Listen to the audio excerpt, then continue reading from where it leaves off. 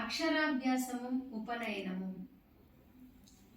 குழந்தை சங்கரர் மிகவும் புத்திசாலியாகவும் கருணை உள்ளம் கொண்டவராகவும் வளர்ந்து வந்தார்.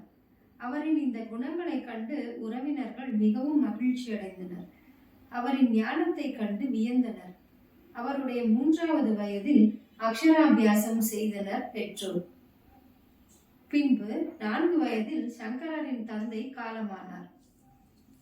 சங்கரரின் அதீத ஞானத்தை கண்டு பின்னாளில் அவர் மிகப்பெரிய மனிதராக வருவார் என உணர்ந்த பெரியவர்கள் அவருக்கு விரைவாக வேத மந்திரங்கள் கற்றுக் கொடுக்க தீர்மானித்தார்கள்.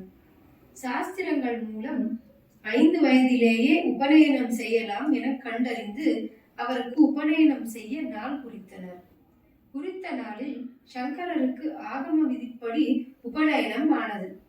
ஆர்யாம்பாள் ஆனந்த கண்ணீர் மல்க தன் மகனை ஆசீர்வதித்தார்.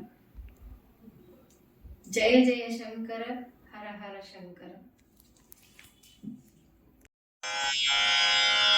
ஸ்ரீ சங்கராச்சார்யவர்யம் ஸ்ரீ சங்கராச்சார்யவர்யம் सर्वलोकैकवन्द्यं भजे देशिकेन्द्रं श्रीशङ्कराचार्यवर्यं सर्वलोकैकवन्द्यं भजे देशिकेन्द्रं श्रीशङ्कराचार्यवर्यं धर्मप्रचारेति दक्षं योगी गोविन्द पादाप्तसन्न्यासदीक्षं दुर्वादिगर्वापनोदम् पद्मपादादिशिष्यालि संसेव्यपादं श्रीशङ्कराचार्यवर्यं सर्वलोकैकवन्द्यं भजे देशिकेन्द्रं श्रीशङ्कर